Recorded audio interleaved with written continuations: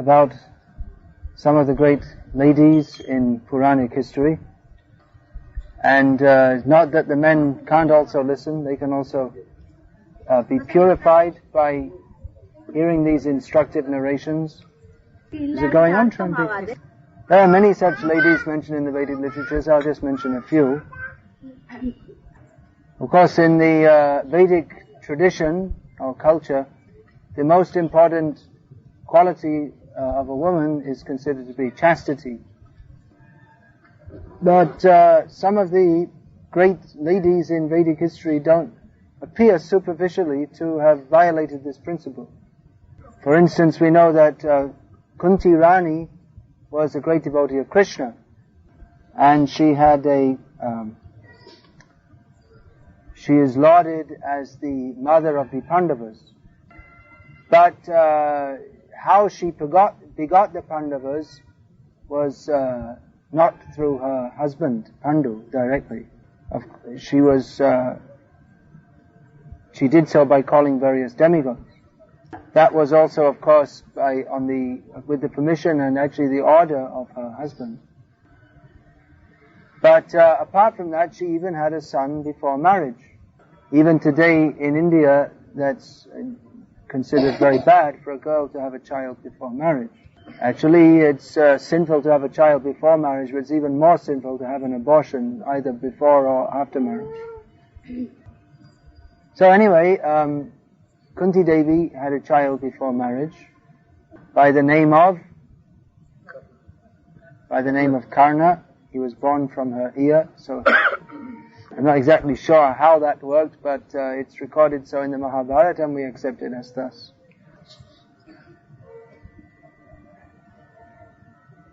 So she abandoned that child.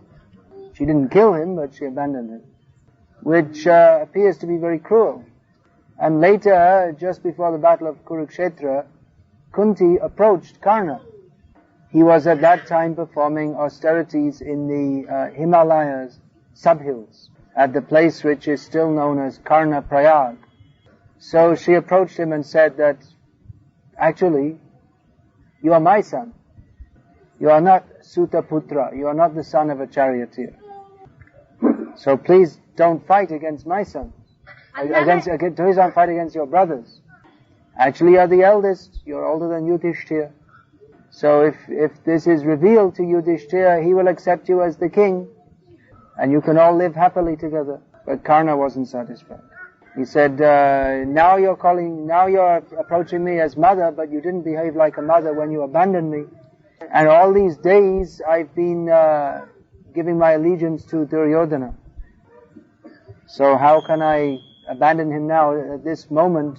He's given me the position, so much position. How can I abandon him at this most vital moment when he's depending on my help? But he told her that you are known as the mother of 5 sons. So I promise that at least from my side, you will never be, you will remain the mother of 5 sons. In other words, my main enmity is with Arjuna. So I won't attempt to kill Yudhishthira, Bhim, Nakul or Sahadev. I will either kill Arjuna or be killed by him. In this way you will remain the mother of 5 sons. So after this, Kunti revealed this information also to Yudhishthira. And he said, I always wondered if that might have been possible somehow. I always noticed that his feet look just like yours. So in this way, Kunti Devi, she appeared to be somewhat unchaste. Actually, she really had no choice when Suryadev came to impregnate her, as a result of which Karna was born. But anyway, we understand that in the case of great personalities like Kunti Devi, these events are all ordained by the Lord for the sake of facilitating his pastimes. Now another famous chaste lady is, of course, Sita Devi. But it's surprising to know that recorded in history as another very chaste lady is her opposite number, Mandodari. Because just as Sita was the wife of the most pure Supreme Personality of Godhead, Mandodari was the wife of the most wretched Rakshasa, namely Ravana. But despite the fact that her husband was a great Rakshasa, she is nevertheless, by her personal behavior, she's considered very chaste and pure. And herself being a chaste wife, she could understand the power of Sita. And like several others, she repeatedly told Ravana that keeping Sita is going to cause your destruction and that of our whole family. Because Mandodari knew herself being a chaste woman, knew the power of a chaste woman. That if a chaste woman is insulted, then disaster ensues. So actually, after Ravana was killed, Vibhishana was installed as the king of Lanka by Lord Ram, and Mandodari was married to him.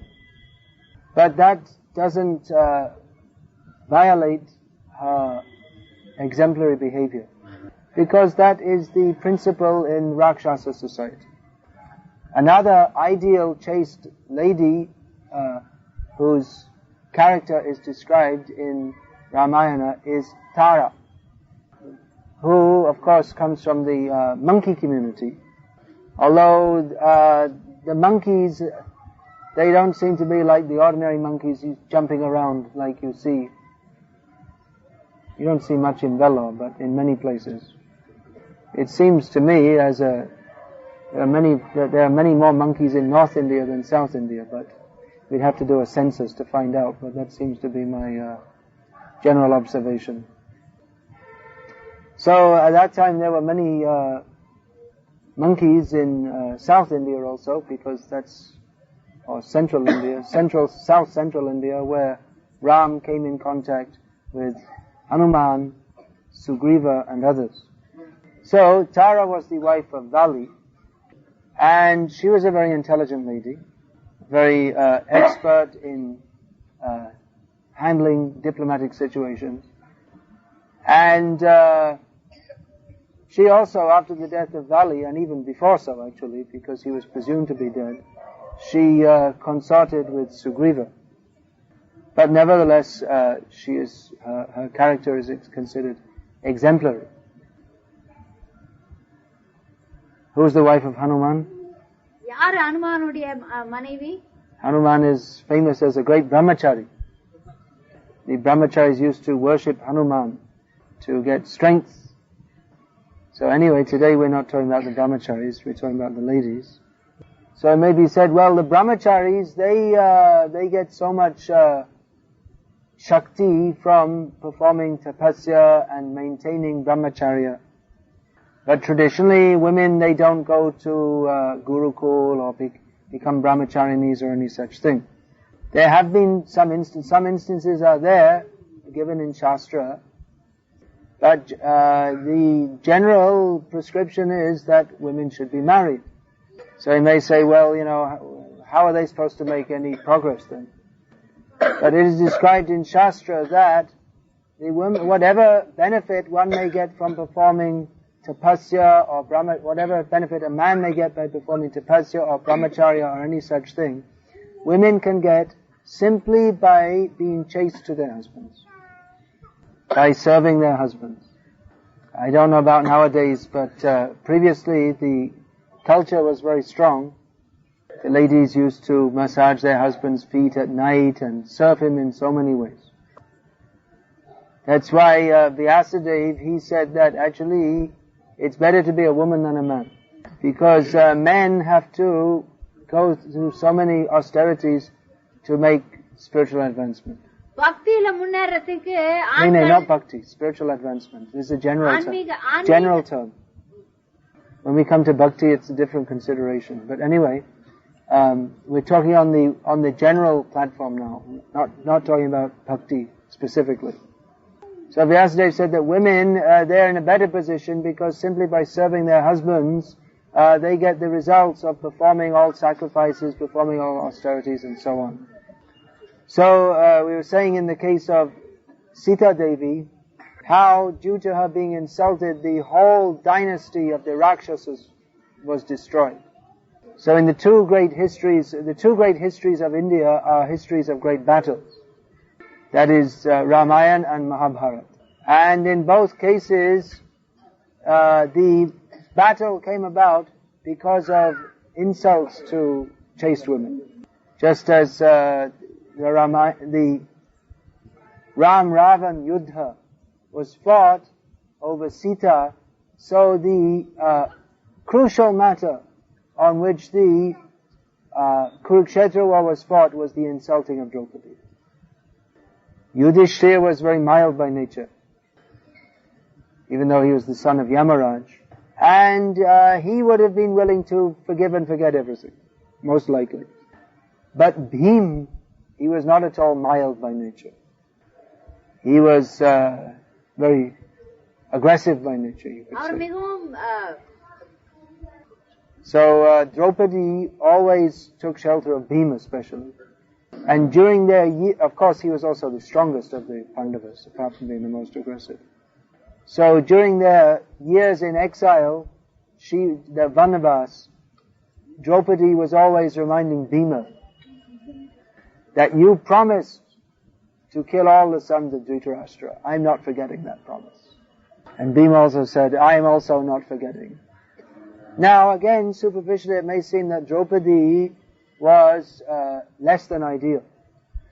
In fact, there's a story Prabhupada told, it's of one Pandit in Bengal who approached the king and said, you are a great king, just like the Pandavas. So you should also have a book like the Mahabharata written about you. So you just give me some regular donations and I'll write a Mahabharata about you. So time to time he came and took some more advances, and the king said, how is the writing going on? He said, very good, very good. So this went on for a few years. Eventually the king said, look, I can't wait any longer, just finish it off and, let's have the Mahabharata about me published. So the Pandit said, alright, but there's just one detail I need to finish the book. You have to tell me. How many husbands does your queen have? He said, one, of course. He said, well, then the whole thing's spoiled, because unless your wife has 5 husbands, then the whole thing's useless. So in this way he cheated the king. So it's unusual that having more than one husband. There are some famous actresses in the Western countries who have had more than 5 husbands. If you haven't heard of Liverpool, you haven't heard of Elizabeth Taylor, but she went through so many husbands. Of course, not all at the same time. I think she married one man, she married about 8 times. She divorced him, married him, and in between she used to marry some other people also. But this is not considered very chaste. In Vedic culture, polygamy is acceptable, but polyandry isn't. You know what that means? Polygamy means a man to have many wives. Polyandry means for a wife to have many husbands. Of course, polygamy means to maintain several wives at once. In modern society, this has been rejected by Pandit Nehru. He has overruled the Shastras and introduced the divorce law. Actually, he shouldn't be called Pandit, because Pandit means one who follows the Shastras. So according to the divorce law, you may have many wives, but one at a time. This is a silly idea. According to Vedic culture, if a man has sufficient physical and fiscal strength, he may maintain at the same time more than one wife. Just like, even sometimes that's going on nowadays, but generally they take one. Just like, you see, in Gujarat, even up until recently, it was common that if a man, he had a wife and she didn't have any children, he'd take another wife, but he'd keep the first one also. Not that he threw her out of the door. But nowadays, it's quite common, if a man, he doesn't have any children, then he throws out the wife and takes another one. So there are so many wrong ideas being introduced in modern society. But anyway, Draupadi's case is unusual, but not culpable. Subject to blame. At the same time, it's not to be imitated. So all the young girls, they're supposed to be brought up being told stories of the great chaste women like Sita, Savitri, and so on. But I don't know. Nowadays, they're probably brought up seeing the movie actresses and Miss World, Miss Universe, and all this kind of thing. This is actually extremely low class. For a woman to parade herself in front of others with, most of her, with not properly clothed. So, we can ask the young girls to realize the value of their culture. Don't become a playgirl, but chant Hare Krishna and be a good wife. Otherwise, how can you be happy, even on the material platform? There are so many independent women, but they're not happy. They think, now I'm free to do as I like, but that doesn't mean you're happy. No one cares for them. So, please understand these important principles of traditional Indian culture. Hare Krishna. Hare Krishna. Any question? You're putting this nice tilak, but it should be a little longer. You see, on the nose it should come down. This tilak, that is meant for going round and round in the material world. This one is meant for going up to Vaikuntha. That's a fact. So better to wear this tilak. Okay. Any question?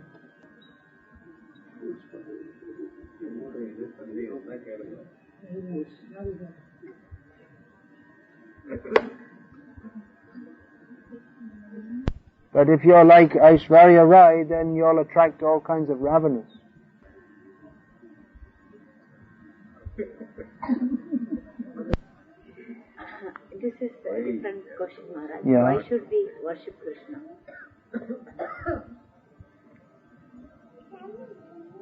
That is the natural function of the soul. Everyone is worshipping someone. That is the tendency. Many young men in India nowadays, they practically worship Sachin Tendulkar. Isn't it? They keep his photo on the wall. They produce little books about him telling that his favorite food is steak. Ugh, he's a meat eater, a cow eater. Instead of having pictures on their wall of Sita Ram or Radha Krishna, they have pictures of Sachin and Aishwarya. So the tendency to worship is there. But if we worship Krishna, we become purified and we go to the spiritual world.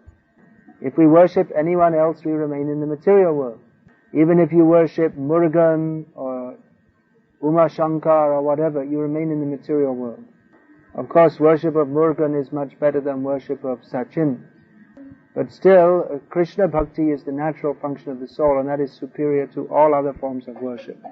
Aradhananam sarvesham Vishnur aradhanam param. When Parvati asked her husband, Lord Shiva, that there are so many forms of worship given in Shastra, which is the best, he said that Vishnu Aradhana, that is the best. That's why I'm saying that this kind of tilak, that will keep you in the material world. Because that is based on Shiva worship or related forms of worship such as Shiva, Shakti, Ganesh, Murugan. Shakti, when we say Shakti, generally we mean Adi Parashakti, they call that is Durga Devi. But actually the real Adi Parashakti is Radharani. Durga is only the representation of the spiritual energy, but she is the representation within the material world. Yeah, Krishna's sister is Durga. Within this material world, Durga Devi appears as the sister of Krishna. You can worship anyone you like, but Aradhanam Sarvesham Vishnur Aradhanam Param. We're all sons of Krishna. The thing is that by worshipping Krishna you get one result, and by worshipping Shakti or Durga you get another result. Yanti Deva Vrata Devan, Yanti Pit, what is that verse? Yanti Deva Vrata Devan, Yanti Pitra Pitri Vrataha.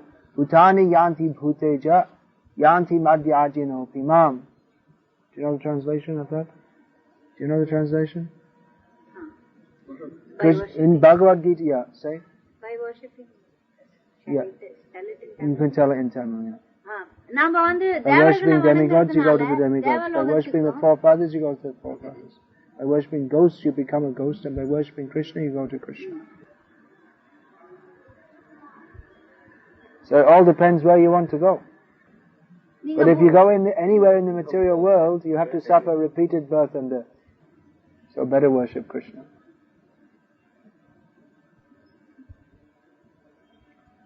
Alright, is it all clear? Oh, more questions, okay. What are the rules and regulations to worship Krishna step by step? This is a very nice question. What are all the rules and regulations for worshipping Krishna step by step? Do you have a lot of time, like, a few days, and I can tell you? Otherwise, I can give you this book, Bhakti Yogam, which I compiled for that purpose. Do you have that book? Who has that book? Uh-huh. So can you please arrange that she gets that book? Where did that come from? Yeah, here's the... She has. Not yet purchased. So you can give her.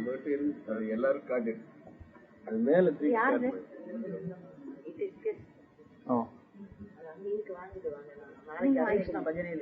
She will purchase from. Okay. So that gives a basic overview, and then for more details you have to see the Nectar of Devotion. Nectar of Devotion, Bhakti Rasamrit Sindhu. Now the most important thing is chanting the holy names of Krishna. There are other details which are given in this book. Thank you very much for a nice question. So, anything else? Rama killed the Vali and laying behind the tree. Why did Ram kill Vali from behind a tree?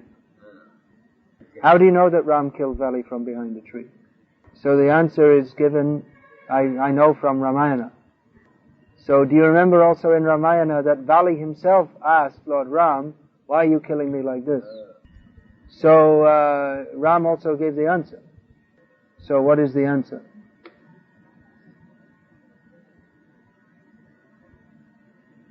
He gave several answers. One is that Vali was saying that you should have fought me according to dharmic principles, but Ram said that you yourself had violated dharmic principles by unreasonably exiling your brother Sugriva. Another point is that actually as a monkey you don't qualify to be within these dharmic principles anyway. And the Kshatriya doesn't go to search out a fight for monkeys, but he may shoot them not exactly indiscriminately, but freely within the forest, which is what I did. So then Vali, he eventually realized, actually I'm very lucky to be killed by the Supreme Personality of Godhead.